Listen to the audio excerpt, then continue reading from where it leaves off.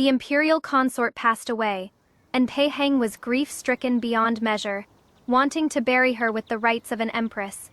He threatened me with the lives of his entire clan, forcing me to abdicate. In life, I never granted Lin Lang the rightful position of wife and empress. This is my lifelong regret. Empress, you've had your glory for a lifetime. That is enough. This is what we owe her. If there is a next life, let us be buried together in the same tomb. I wrote the abdication decree and left the palace to cultivate. But on the way, I encountered bandits and died unjustly under their blades. In the blink of an eye, I returned to the spring banquet of my previous life, before the empress could open her mouth to bestow the marriage. I spoke first to announce the engagement. Spring banquet. The weather was uncooperative, with light drizzle pattering down and clouds the color of misty blue. Oh, I had no idea the second Miss Shen was already engaged. I wonder which young master is so fortunate. The empress slightly raised her phoenix eyes, gazing at me from afar. I rose and kowtowed. I truthfully recounted how that year, when father traveled south, he happened to meet an old classmate and friend, and while drinking and composing poetry, on a whim, they promised their children in marriage. By my parents' command, Lin Yue dares not disobey. I raised my head and happened to meet the indifferent gaze cast from the seat of honor. Pei Heng's thin lips were pressed tight, his deep dark eyes showing no ripples. In the third month, willows hung with golden coins, and pear blossoms swayed. Combined with his moon-colored brocade robe, he sat within the scenery, just like an immortal in a painting. My gaze lingered on him for a moment, then I immediately spoke up. Rengetsu knows herself to be dull in character, with shallow knowledge and meager learning. As the years pass, stability and peace are blessings. Rustling sounds arose among the seats. Everyone without exception was shocked. Everyone said that the second miss of the Duke of Shen's manor had just recovered from a serious illness, and her temperament had greatly changed. No seeing it firsthand, it was truly accurate. Since childhood, she had vowed to marry none other than the third Prince Pei Heng. Yet now she was willing to marry someone else. It seems on the very first day of the second Miss's recovery, she had people tear down all the portraits of the third prince throughout her room and threw away all the poetry and books the prince loved. The rumors were not false. The empress let out a soft sigh. If that is the case, then I wish you a harmonious union for 100 years and a happy, fulfilling life. For your dowry, I shall add a portion.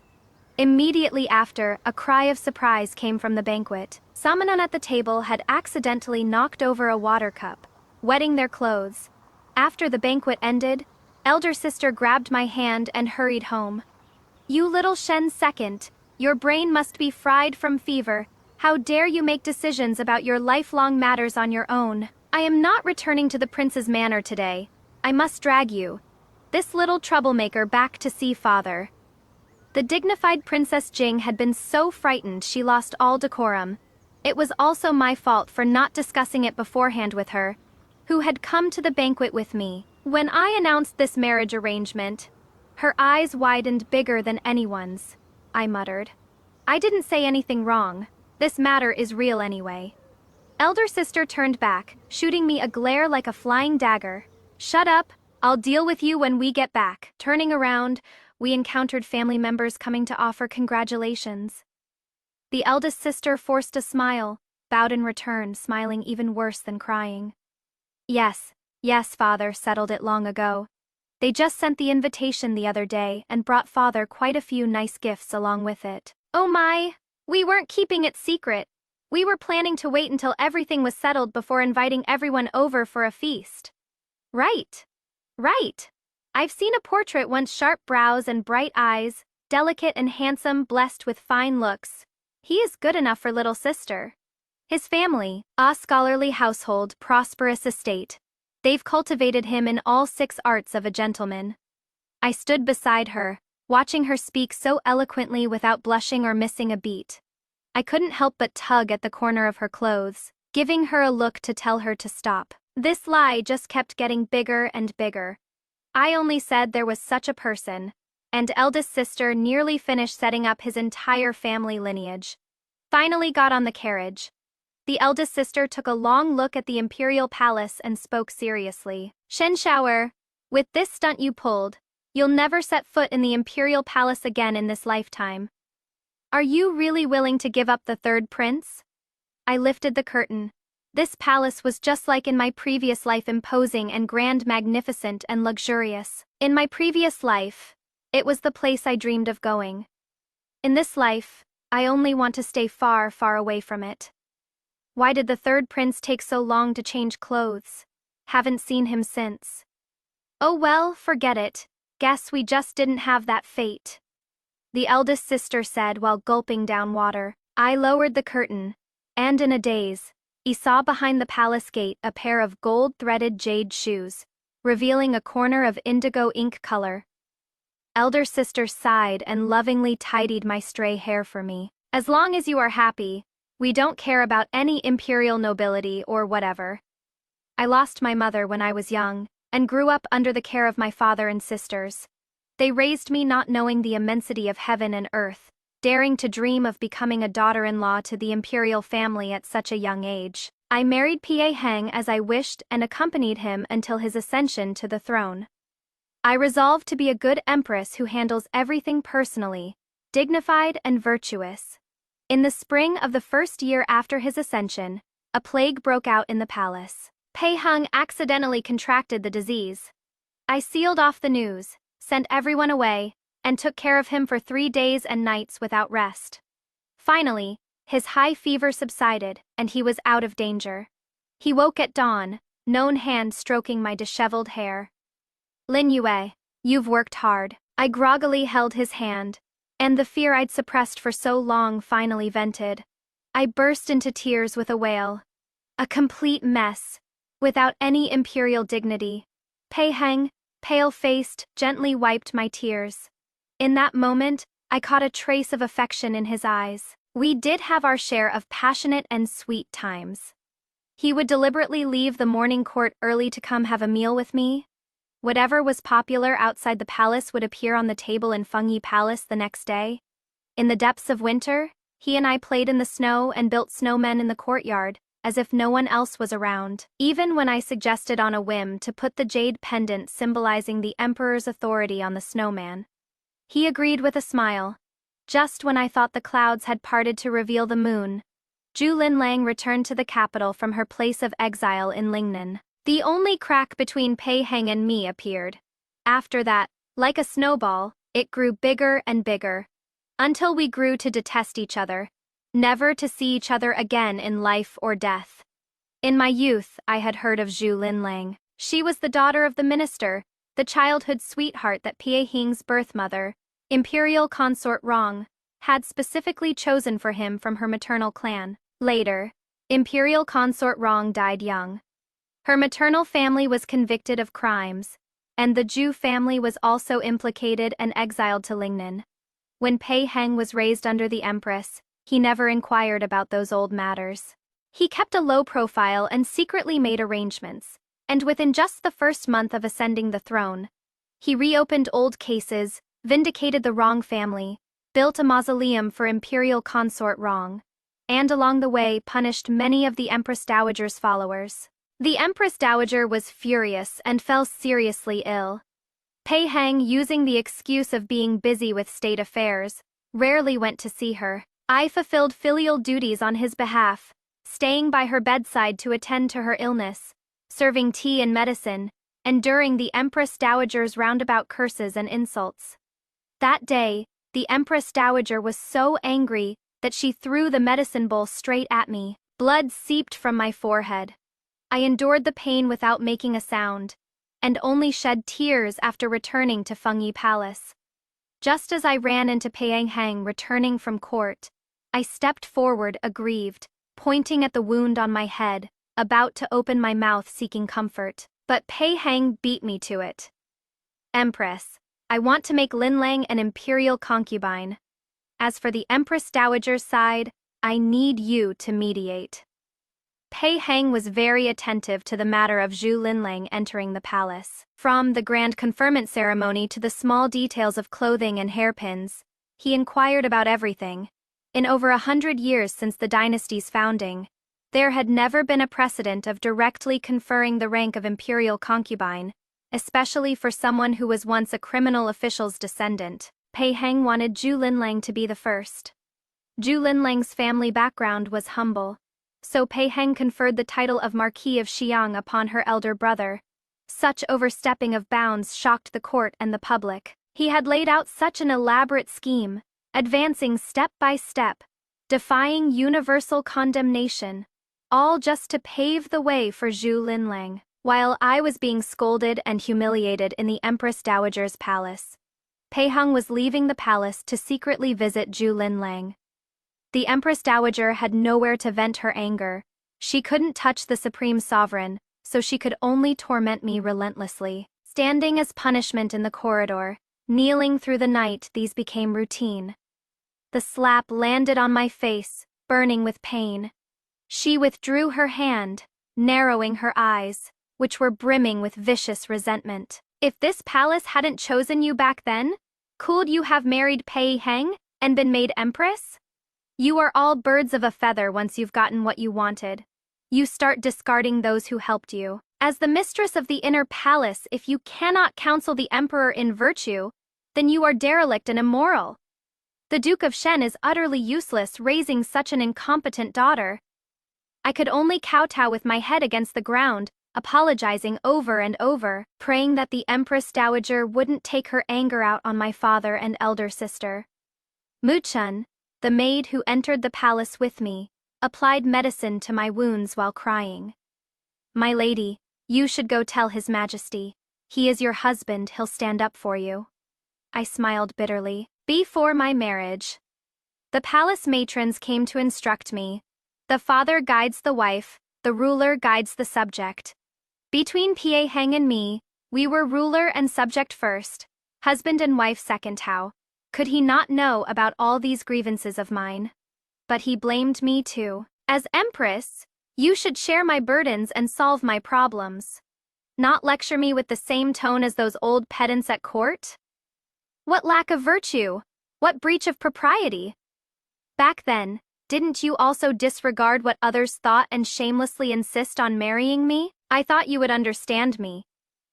Empress, I misjudged you.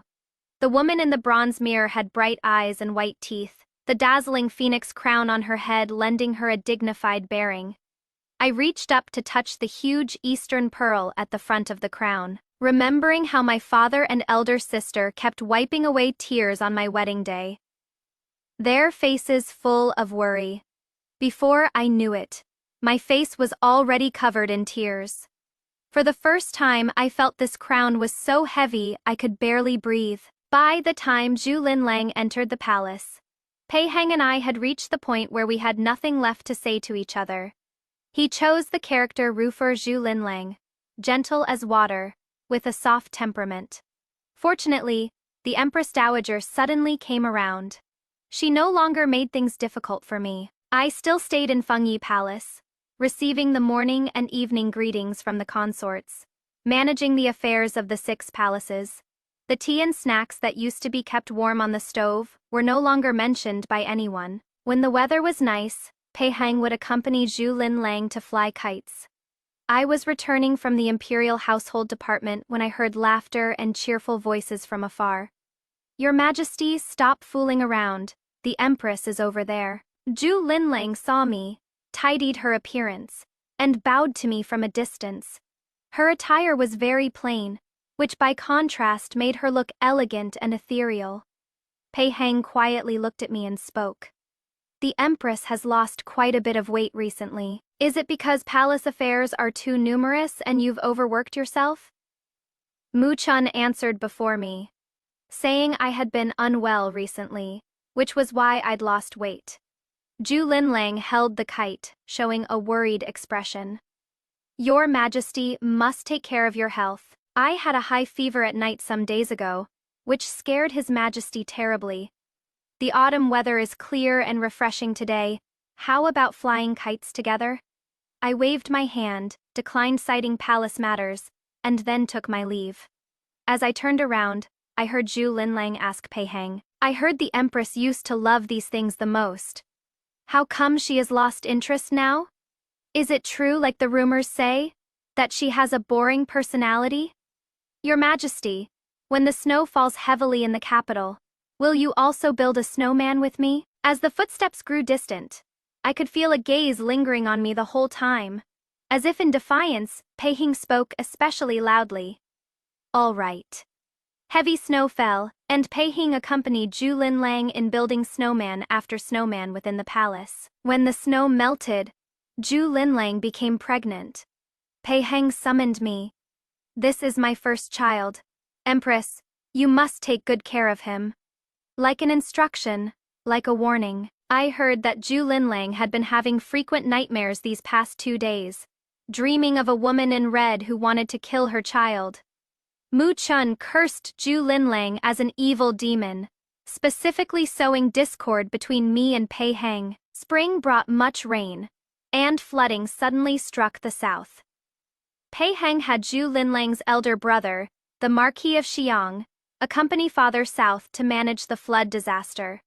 Father was well versed in flood control. On this trip, the Marquis of Xiang just had to follow along and claim credit. But unexpectedly, an accident occurred. It was a night of torrential rain when an urgent secret report came from the south. The dam broke, sweeping away a large number of officials, soldiers, and civilians. Father was among them, though he was advanced in years. Year after year he charged to the front lines, never hiding away in the city's estates. When I arrived at the Hall of Diligent Government, Zhu Linlang was huddled in Pei Heng's arms. How terrifying! Fortunately, brother is fine. He went to bed early in the estate, and that is how he avoided the natural disaster. This was so dangerous. Your Majesty must properly console my brother. Natural disaster reward. The string in my mind that prioritized the bigger picture snapped with a twang. With reddened eyes, I rushed forward and gave Zhu Linlang a vicious slap. Under Pei Heng's shocked gaze, I backhanded another slap. "Shen Linyue, you've gone mad. Concubine Ru is with child."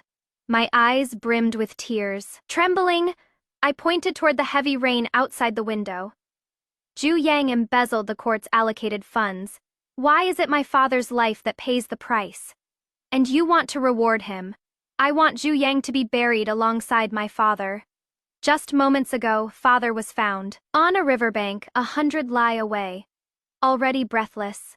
And all of this was because Zhu Yang embezzled public funds to purchase inferior flood control materials. Those sandbags used to fill the embankment sand on the surface, but entirely wood shavings inside. The officials led by the Empress Dowager all memorialized demanding Zhu Yang's death. I knelt before the hall in plain clothes with disheveled hair. Even if Zhu Linlang cried every day, Pei Heng couldn't save her elder brother. "Your Majesty, the Empress, this concubine apologizes to you on behalf of my brother." Zhu Linlang, supporting her slightly swollen belly, knelt before me. I told her to get lost. She didn't listen, wiping her tears as she came forward to help me up. Disgusted to the extreme, I directly flung her hand away, accompanied by a sharp scream. When I turned back, Zhu Linlang had already fallen to the ground. Fresh blood seeped through the hem of her skirt beneath her. "Summon and come. The Empress is trying to murder the imperial heir. Save Consort Ru!" The next second, a flash of bright yellow burst out from the tightly closed doors that had been shut for days.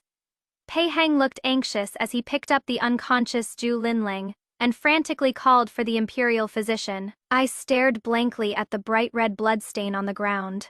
Suddenly felt incredibly satisfied. Zhu Linlang's child was gone. Pei Heng blamed everything on me. He gripped my wrist, demanding to know why. I softly uttered 2 words.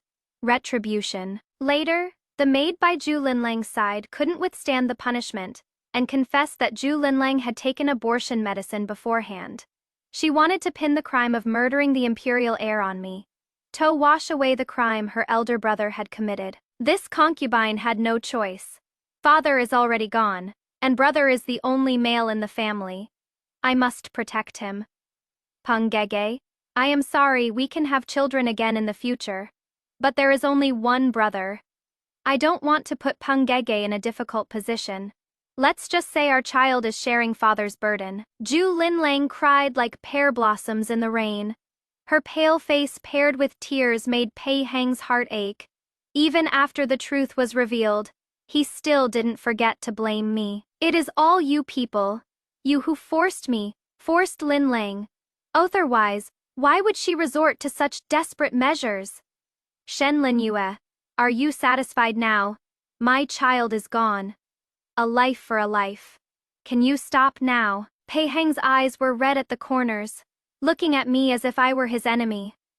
I was not satisfied. A life for a life, why should it be so?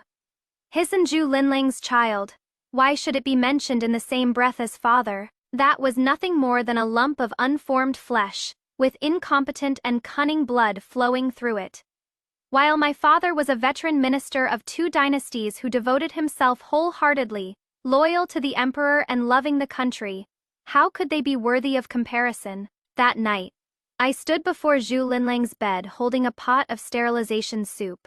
Pinching her mouth, I poured the soup down. Bowl after bowl, not a drop left. By the time Pei Heng rushed over, Zhu Linlang had already drunk 8 bowls. Even if the imperial physician immediately induced vomiting, it was impossible to save her. Pei Heng raised his blade to kill me. But he had just used the charge of murdering the imperial heir to protect Zhu Yang before the aristocratic families. Come on, kill me! Pei Heng. Who cares about your child's life as compensation? I laughed maniacally, lifting my head provocatively. He was so angry his veins bulged, but there was nothing he could do. He knew that if he killed me at this moment, the next second, the Empress Dowager and the Shen family would exterminate the Zhu family. He still couldn't protect anyone. One day, I will no longer be shackled by others.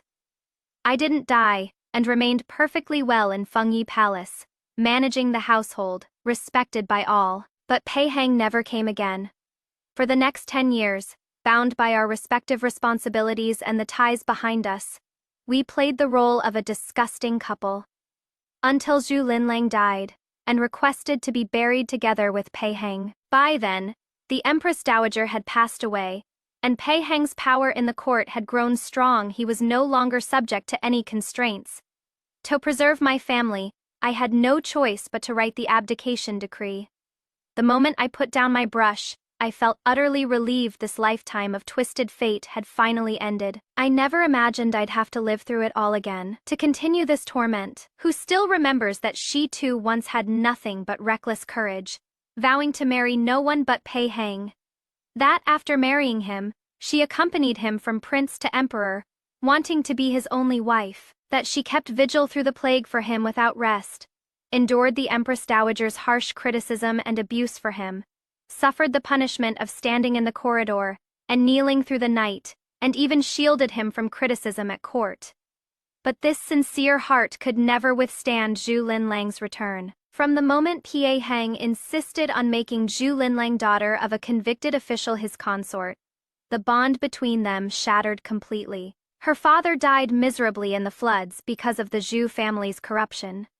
She was falsely accused of harming the imperial heir, regarded as an enemy by Pei Heng, and holding on to the hollow title of empress. She endured 10 years of mutual disgust in Fengyi Palace. To her, this position of empress had long ceased to be an honor, but rather a shackle, a karmic bond that tied the Shen family and forced her to remain entangled with Pei Heng. So the moment she wrote the abdication letter, she truly felt that this lifetime's karmic bond has finally ended. Even if what awaited her after leaving the palace was a bandit's blade, dying unjustly in a foreign land, it was still better than being trapped within those 4 palace walls, watching Pei Heng favor others, enduring endless cold violence and torment. After returning to the manor, elder sister told father everything that happened at the banquet. Father's beard flew up. You little rascal, that Lu family. They encountered mountain bandits years ago and died by the blade. Where am I supposed to find someone for you? Elder sister realized belatedly. So I put on an act for nothing. Looking at my living relatives, a warm feeling surged in my heart. How wonderful. They're all still here. How wonderful. Just as I was about to speak, Pei Heng arrived. He came to deliver congratulatory gifts on behalf of the Empress. Dozens of rosewood boxes filled the courtyard. I was just marveling at the Empress's generosity when Pei Heng's voice sounded behind me. You've also come back, haven't you, Empress? In that instant, my spine went cold, as if I had returned to the nightmare of my previous life. I knew he had also been reborn. Seeing my reaction, Pei Heng understood in his heart, confirming his suspicions. He spoke again and asked, "Why did you lie? Deceiving the Empress is a grave offense." In my previous life I had also mentioned this matter to Pei Heng. I had even heartlessly celebrated that the young man from the Liu family died early.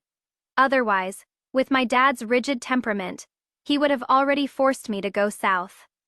After all, father said that at least in the Liu family, he could still protect me. Once I entered the palace walls, he wouldn't be able to protect me anymore, and could only sacrifice this old body of his for the country and its people. Should you commit a grave mistake one day, I hope His Majesty will remember this old face of mine. Elder sister once advised father to retire and return home, to live out his years in peace, and leave water management matters to the younger generation. He firmly refused. The more I do, the more you and Yuer can rely on. If this old man dies one day from flood disasters, that would be the best support I could give you. Father trusts that His Majesty is benevolent, and is willing to exchange this one life of mine for a lifetime of peace for you both. When parents love their children, they plan far ahead for them. Such a good father, yet he still couldn't protect his foolish daughter. In this life, I don't want father to worry about me even a little bit.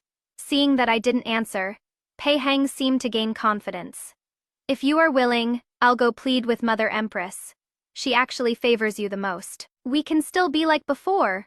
I almost blurted out. I am not willing. Looking at Pei Heng's stunned face, I continued word by word. My fiancé Lu Jingbai arrived in the capital the other day, and has already settled in the residence. He is currently in the back courtyard. Does your highness want to go see? Apricot blossoms flutter in the back courtyard. Through the corridor, I saw a man holding an oil paper umbrella, with a crane-like frame and tall slender build. He had sharp brows and starry eyes, paired with a pale green robe, a jade crown binding his hair ethereal and refined. There is actually someone like this in the world. Elder sister was so shocked, she covered her mouth. I smiled and introduced him. Third prince, this is my fiancé Lu Jingbai. Lu Jingbai bowed, neither humble nor arrogant. Pei Heng's expression darkened. He stepped forward and asked about the nonsense elder sister had made up at the spring banquet. Lu Jingbai answered flawlessly. Pei Heng then had someone prepare things, and insisted on testing Lu Jingbai's knowledge of rites, music, literature, and archery on the spot. Lu Jingbai handled it calmly with excellent performance, especially his excellent calligraphy, strong and vigorous strokes, flowing like clouds and water. Father praised it repeatedly. Elder sister silently gave me a thumbs up. When Pei Heng was leaving, Lu Jingbai saw him to the door and didn't forget to invite him to the wedding banquet. As the manor gates closed, facing father's inquiry, Lu Jingbai knelt with me in the front hall. Actually, father understood that the situation was already set, but he still needed to get to the bottom of this fake son-in-law who had appeared out of nowhere. When he learned that Lu Jingbai was from a branch family of the Lu clan in Jiangyan, and had been fortunate enough to study rites and literature at the literature at the Lu Family Academy, his mind was put much more at ease. When asked about how we met, Lu Jingbai lowered his eyes, the corners of his mouth curving into a beautiful arc. Lost my way entering the capital, and was rescued by second Miss Shen. She begged me to help pretend, so I agreed. Elder sister exclaimed in shock. Do you know that now you've met His Highness? You have no choice but to marry her. Lu Jingbai looked at me, his voice firm. Lu is blessed beyond measure for 3 lifetimes. Things having come to this point, father could only acknowledge it. He waved his hand helplessly. Forget it. This lie has been told. This old man can only play along with you to the end. Only elder sister kept pestering me with endless questions. Where on earth did you find such a refined and elegant man? I didn't tell elder sister that Lu Jingbai and I were also old acquaintances. In my previous life, when going to Shangguo Temple to pray for blessings on behalf of Pei Heng, I encountered the down-and-out Lu Jingbai, in plain clothes with disheveled hair. Yet his exceptional beauty could not be concealed. The womenfolk surrounded him in circle after circle, all wanting to see the handsome man. The madam of Nanfeng House squinted her eyes, as if she'd found a treasure, and immediately wanted to have someone tie up Lu Jingbai and take him back to be the top male courtesan. I stepped in to stop them, playing out a heroic rescue. I found him a tavern in the city to work at, and warned the owner that such a beauty must not be made to do hard labor, must not be made to serve with his looks, must not be treated lightly, and must be given fine wine to drink and superior rooms to live in. Rest assured, he only needs to sit there each day, and people will trample the threshold to pieces. You just focus on counting the money. Before long, that tavern's business boomed because of Lu Jingbai's arrival when Pei Heng ignored me. I'd go find Lu Jingbai to drink tea when I had nothing to do, bringing him interesting storybooks, fun trinkets, and telling him fresh gossip. Lu Jingbai asked me why I treated him so well. I was very sincere, pointing at those love-struck young ladies standing downstairs. Because I am shallow, I also think you are good-looking. To be honest, you are even better-looking than the one in my heart. The hand pouring tea in front of me trembled. Lu Jingbai slightly raised his eyebrows. The one in your heart? You mean the third prince? My face flushed red, and I silently took a sip of tea. The rumors in the city really spread like wildfire. They'd already reached Lu Jingbai's ears this quickly. The third prince is the empress's adopted son, the undisputed candidate for crown prince. Does second miss want to become empress? I was greatly shocked and nearly knocked over my tea. I covered Lu Jingbai's mouth with my hand. This guy really had the guts of a lion. Shh! You can't say such things. Otherwise we'll both die. Lu Jingbai was probably scared too. Even his ears turned red. After glancing around nervously, I withdrew my hand and lowered my head to pick at the nail polish on my fingernails. I spoke quietly. Actually, I don't care about that position. It is just that eldest sister said the Empress is His Majesty's only wife. So, I want to become Pei Heng's only wife, to share his worries and toil for him. Lu Jingbai didn't speak, his long lashes concealing the emotions in his eyes. He just picked up the steaming teacup and drank it all in one gulp, so fast that I didn't even have time to remind him to be careful of the heat. Unfortunately, after the imperial marriage decree, when I took the invitation to find Lu Jingbai, the shopkeeper told me he had already left. He only left me a wooden box.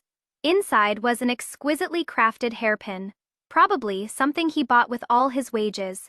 A chance encounter, like a dream. Years passed after that, never saw him again. In this life, I didn't take him to the tavern, but asked him if he dared to play big. After we fake the marriage, we'll head south. If you don't want to go, just write me a divorce letter. I'll give you money as compensation. Or once we get to the south, I'll find you another marriage match, help you settle down. Or if you have any other requests. Before I finished speaking, Lu Jingbai interrupted. I am willing. Willing to marry, willing to go south too. I was stunned and swallowed back the rest of my words. Meeting his burning gaze, me face suddenly grew hot. You are quite straightforward. Why is it just like the previous life, agreeing to everything I say? Pei Heng's marriage remained unsettled. The Empress held several more banquets, arranging several marriage matches for him. All noble ladies from prestigious families with outstanding family backgrounds, beauty, and talent. He didn't agree to any of them. In the end, he simply claimed illness and didn't go out, turning down invitations several times. He even had his first dispute with the Empress over this. Elder sister sighed deeply and said that the third prince still harbored old feelings for me and was reluctant to let go. At that time, I was flying kites in the courtyard with Lu Jingbai. Watching the kites soaring in the sky was quite pleasant. In my previous life, those women he now looked down upon were all taken into the harem without exception, and I was the one who handled all their investiture ceremonies. So why bother with this pretentious act now? In the later period of Pei Heng's reign, he and the Empress Dowager who raised him were already at daggers drawn, in a mutually hostile relationship, especially when he discovered that the Empress Dowager had fanned the flames leading to his birth mother's suicide. He wished he could execute her immediately. All the events of the previous life were etched in bone and heart, no matter how much acting he did in this life. It was hard to conceal the hatred in his heart. In this life, he simply revealed his true feelings earlier and stopped pretending. To teach Pei Heng a lesson, the Empress punished him with house arrest for a month and removed half of his supporters. Therefore, when his people went south to investigate Lu Jingbai, they found not a single flaw. I marveled at how flawlessly I had arranged everything. I also guessed that father and elder sister might have been secretly covering things up. Either way, everything was going smoothly.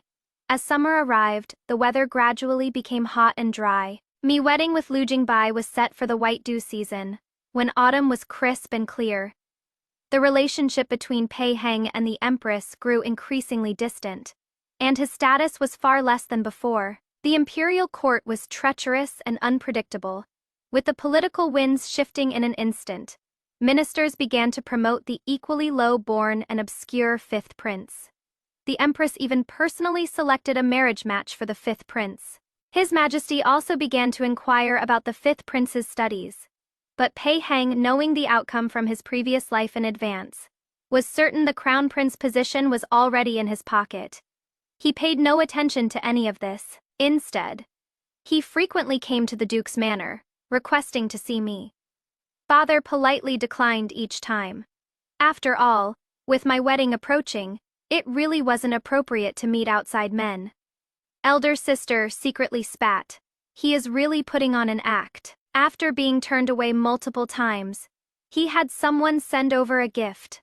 After I unwrapped it, I tossed the box outside the door. That evening, the butler tremblingly held up a lump of charcoal, snot and tears streaming down as he knelt before father. Master, some blind servant took this to the kitchen to burn as firewood. By the time I discovered it, it was too late. Everything inside has probably turned to ash. What are we to do? If the third prince finds out, you must protect us, master. I hid behind the door, covering my mouth to stifle my laughter, just in time to catch sight of Lu Jingbai, returning from an outing. Phoenix's eyes slightly upturned, a smile playing at his lips. Clad in a crimson-purple robe, wide sleeves swaying in the wind, his right hand carrying a food box containing sweet and delicious berry pastries. Gentle as jade, yet concealing a sharp edge.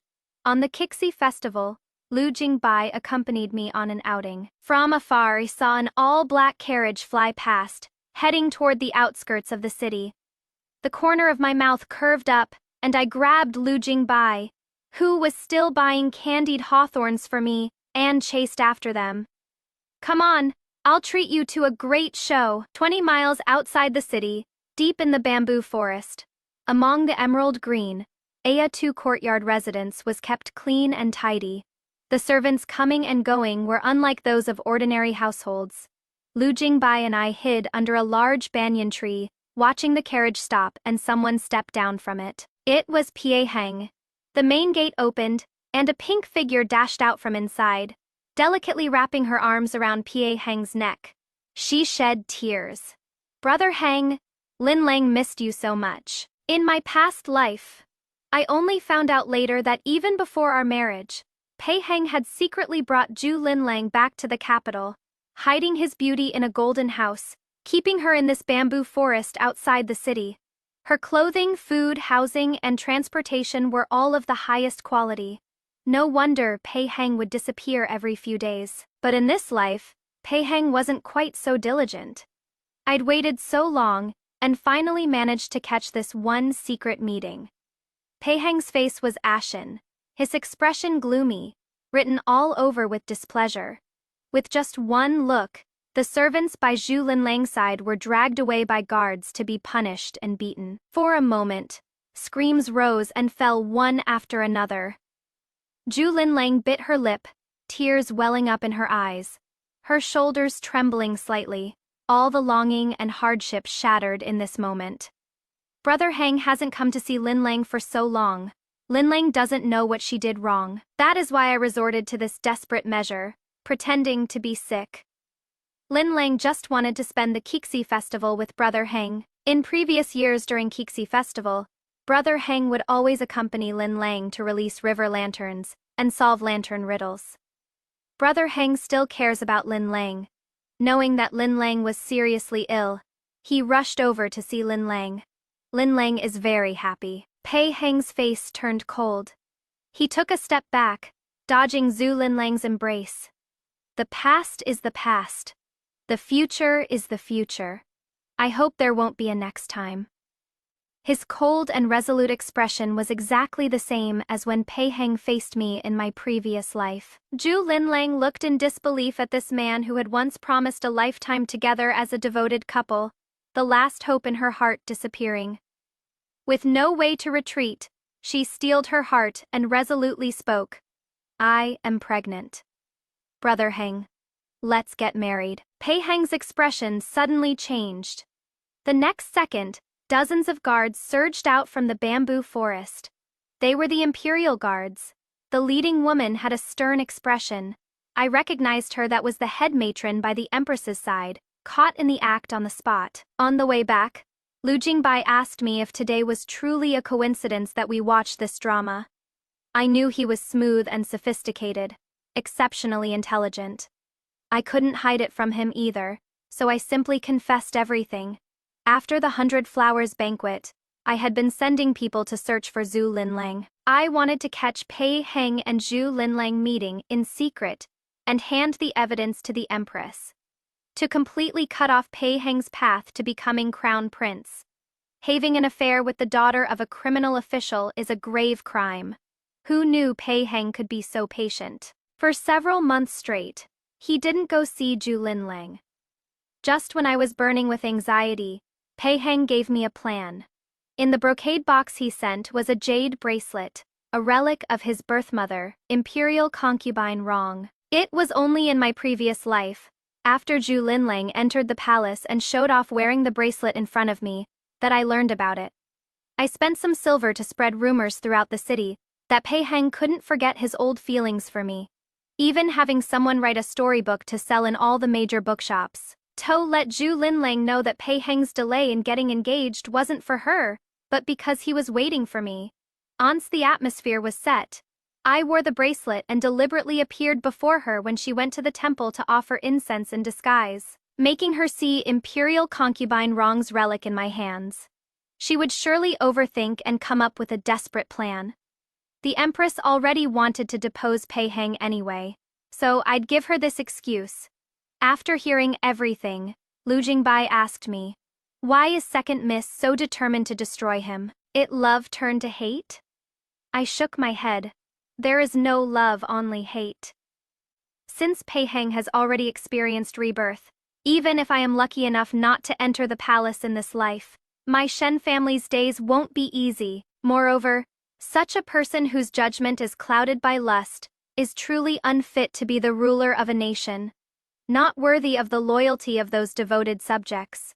Moreover, if he became emperor, he would never let me go.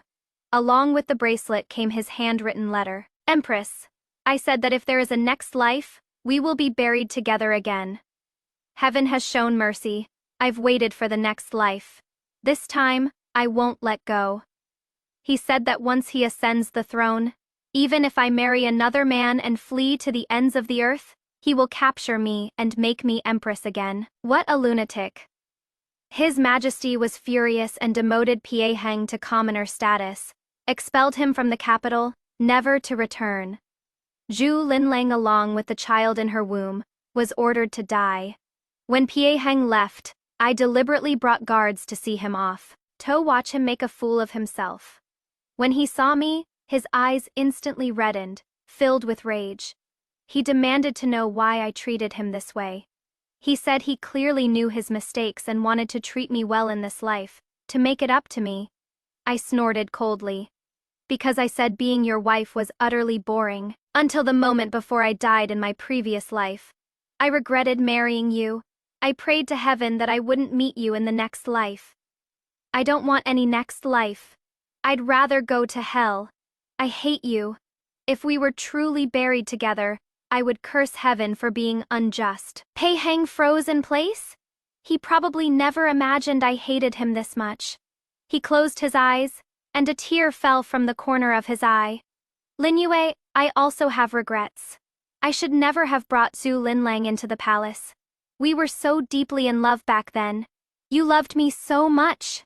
Yet, I turned a blind eye to it. After you died, I learned of Zhu Linlang's persecution of you. Her body was already ruined and couldn't bear children. Yet she framed you for it and drove a wedge between us. She was the real culprit. I shouldn't have been deceived by her and neglected you. I know I owe you a great debt. So in this life I dealt with Zhu Yang early on. In our past life, the assassin who killed you was sent by Zhu Yang. He was afraid he'd come to harm you again. Afraid Duke Shen would die because of him again. Afraid we'd become enemies because of him and miss each other once more. Actually, after you left the palace, I sent people to find you, wanting you to come back.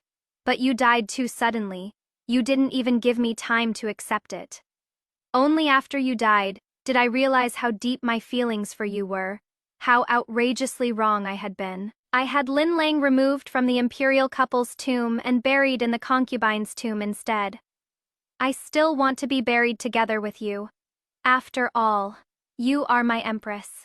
We were husband and wife from our youth, sharing both fortune and hardship. But the very next day, your coffin vanished without a trace. I couldn't even protect your body. I think this is heaven's punishment for me. So when we returned to the 100 Flowers banquet, how I hoped you would accept the marriage decree and give me a chance to make it up to you. I've been delaying finalizing the engagement, sending you your mother's belongings. I've been waiting for you to change your heart. In this life, I truly want to grow old together with you. He said a whole lot, speaking with tears streaming down his face, kneeling on the ground in repentance. I patiently listened to the end, expressionless. What is the use speaking so movingly? It is all just excuses. More and more onlookers gathered. I stepped back, dodging in panic. Audacious commoner, you've gone mad. What gibberish are you spouting? This young lady doesn't understand. After saying that, I left without looking back, only leaving Pei Heng being dragged away by the guards. Go ahead. There are assassins I arranged waiting for you outside the city. Stepping through the city gate, I saw Lu Jingbai's tall and elegant figure standing there. He really went all out, actually buying up all the candied hawthorns, making the children nearby drool all over the ground. He said, "Tode, eldest sister, is bringing brother-in-law home. The family has prepared a feast, and father is waiting for us." The Duke specially went to petition His Majesty, and got the imperial chef from the palace to come. He said you love eating the palace's cherry pork, and was afraid you wouldn't be able to eat it anymore, so he shamelessly went to ask for it. He probably got laughed at by His Majesty again for being indulgent and spoiling his daughter. I am grateful that in this life I've reversed my fate. Father is still healthy, and eldest sister no longer spends her days washing her face with tears. I also won't be trapped in that confined space anymore. Thinking of this, tears have already fallen without me noticing. Lu Jiao looked at me, raised his hand and silently wiped them away for me, and patted my head. His movements gentle, his voice clear and pleasant to hear, his eyes filled with heartache. Ah, Yue, you did very well. When the news of Pei Heng's death arrived, Hundreds of boats suddenly appeared by the river crossing in the capital. Vast and mighty, an imposing sight.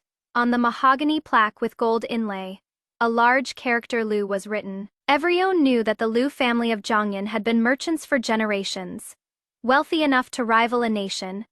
Their enterprises sprawled far and wide, spread throughout the land. Even His Majesty had to show them courtesy when meeting the family head. I was pulling my eldest sister along to join the excitement. Before we even left the estate, we saw the steward stumbling and crawling to call for father. Master, someone from the Lu family has arrived. Looking again, there was a sea of people in front of the gate. Huge chests tied with red flowers lined the street from one end to the other. They filled a full 10 li of streets. Lu Jingbai wore a dark blue Qilin robe, a white jade belt ornament at his waist, his dark hair bound up with a jade crown. His bearing was elegant, exuding nobility throughout.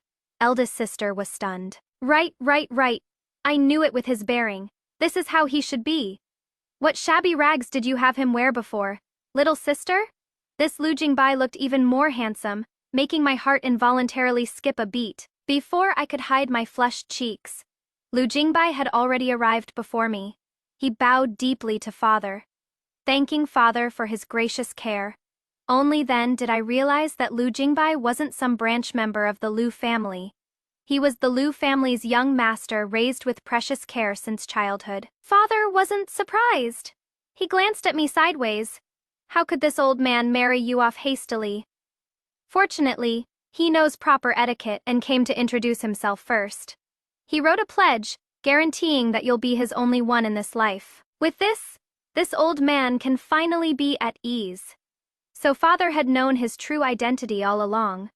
Lu Jingbai looked a bit embarrassed and came to my side with his head lowered, looking like he was admitting fault. I am sorry, just preparing these 100 ships of betrothal gifts took 2 months, and then having to travel north by waterway.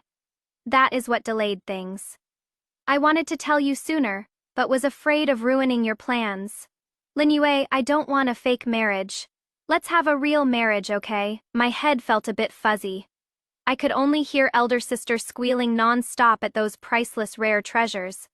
The wedding was held as scheduled, with an unprecedentedly grand ceremony.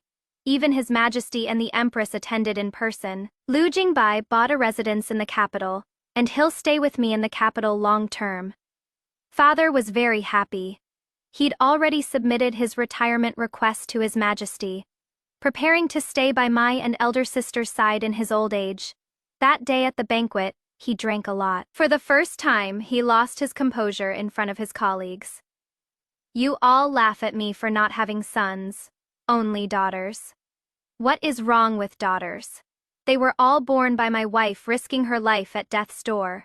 They're all my precious treasures. I won't take concubines. I won't let anyone else bear me sons. I am going to spoil these 2 girls to the heavens. I don't ask for them to marry into prestigious families, to become noble ladies, or to bring glory to the clan. I only want them to live stable and happy lives, free from mistreatment. Otherwise, I'd have no face to meet my wife. They look so much like my wife. They're the legacy she left me. I must protect them. He clutched his wine cup and broke down in tears. After pouring out all his sorrows, everyone present was moved to tears. Just as I was about to comfort him, I saw father dash forward and grab onto His Majesty's thigh, crying, Your Majesty, they don't understand me, but you understand me? You must understand me. His Majesty's eyes brimmed with tears as he waved away the attendants trying to pull father off. Today, there is no ruler and subject, only fathers. With that, he too embraced father's shoulder and began to cry. The whole world knew that His Majesty doted on his daughters. The princesses born to the Empress were already grown. Yet His Majesty still hadn't settled on suitable consorts for them. He kept delaying again and again. When Lu Jingbai entered the room, the front courtyard was still bustling with noise. His Majesty had started dancing with a group of veteran officials. The bridal veil was lifted. What met my eyes was Lu Jingbai's face, flushed red in the candlelight. He had drunk some wine, his eyes and brows tinged with a rosy hue, like peach blossoms in March. "Ayue, thank you for marrying me." I smiled with pursed lips, rose up to kiss his eyes and brows, then moved straight down to cover those crimson thin lips. "Lu Jingbai, a story just popped into my head. Do you want to hear it?" The person before me was breathing rapidly, their voice trembling. I sat back down on the edge of the bed and began speaking to myself. There was a fool who knew that naive girl wanted to become empress, so he mobilized the entire Lu family's power to petition the empress for an arranged marriage, and made the empress promise that the position of empress must go to that silly girl. Learning that the silly girl was being harshly treated by the empress dowager in the palace, he went to negotiate with the empress dowager, giving several strings of gold and silver, all just to keep her safe.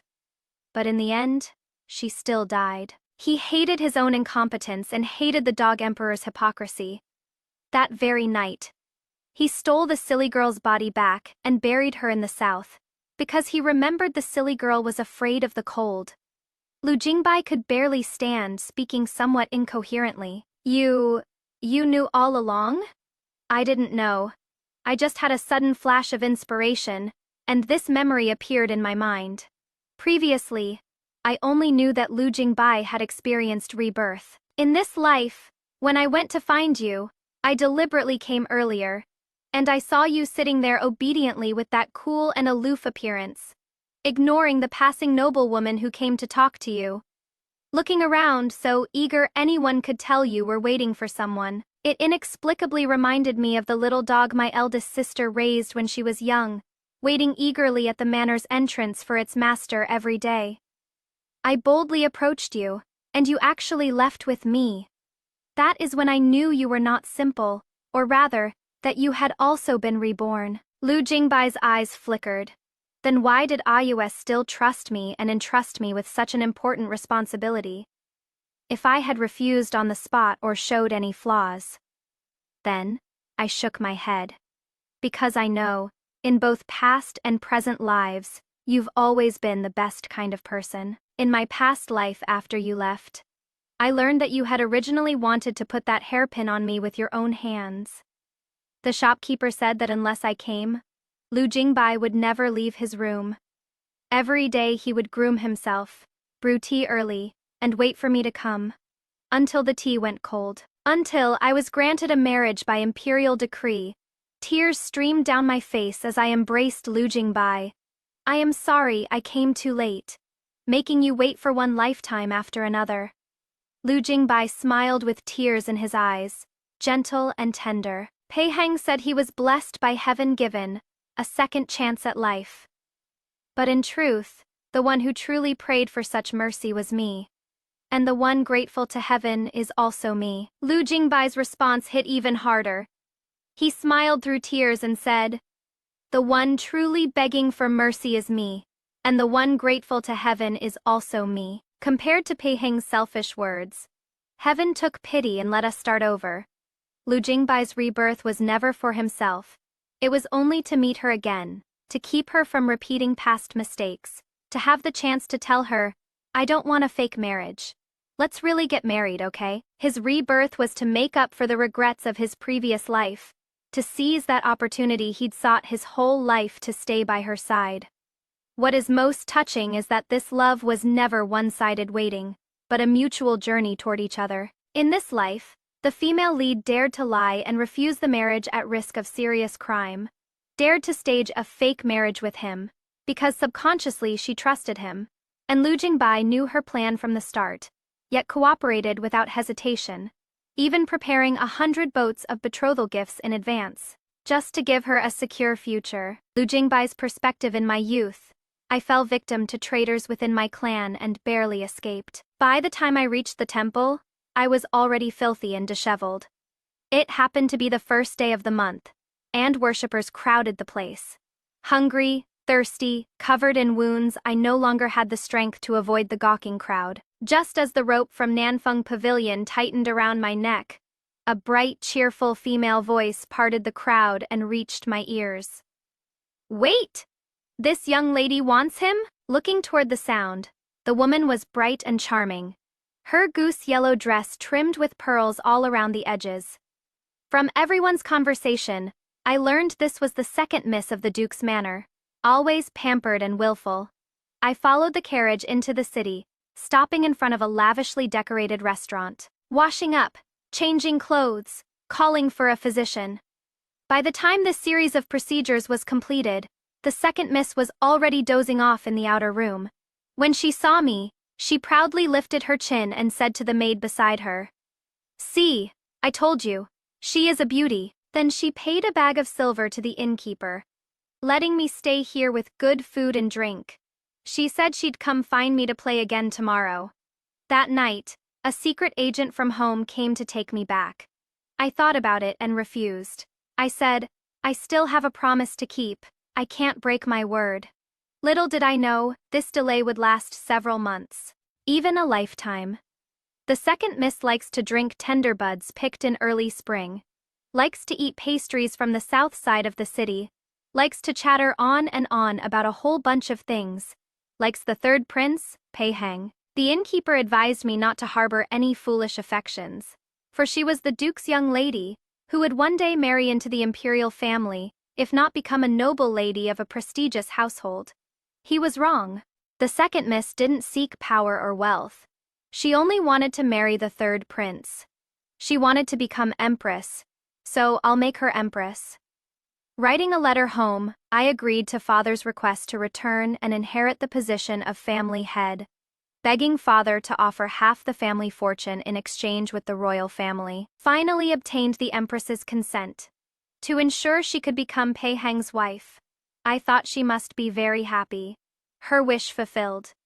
The imperial palace is deep and treacherous, and I worried about her straightforward nature, fearing she'd be bullied. I could only rush back at full speed to assume the position, working day and night, diligently and conscientiously, to strengthen the Liu family, so that in the future I could still be someone she could rely on.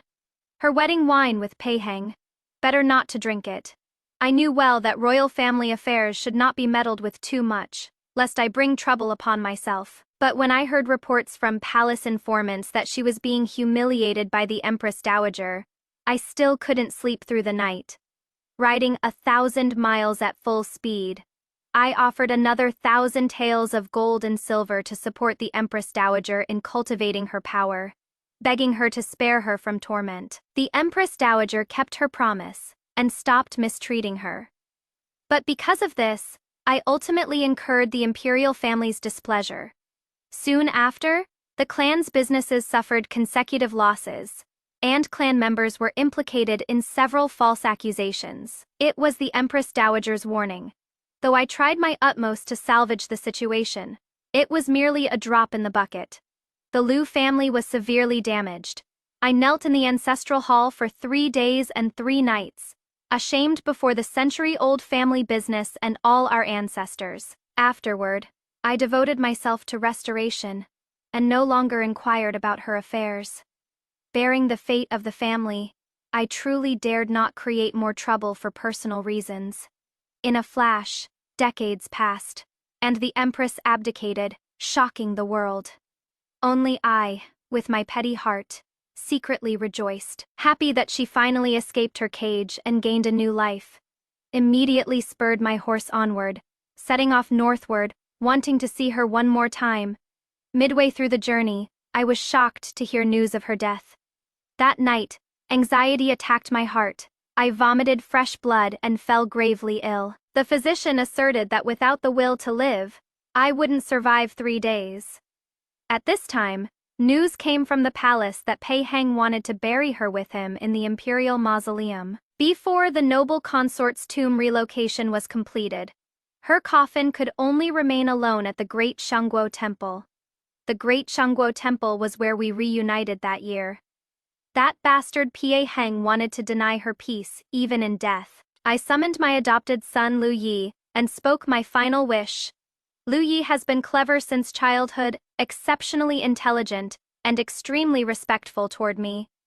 I wanted him to use all the Liu family's resources to steal the Empress's remains. Fortunately, we succeeded. Liu Yi rushed to build a husband and wife tomb. He stopped him. He asked, "Doesn't father want to be buried together with Her Majesty, the Empress, to fulfill your lifelong wish?" I waved my hand, only instructing him to find a quiet place and bury her there. As for me, just erect a small monument at the cemetery entrance.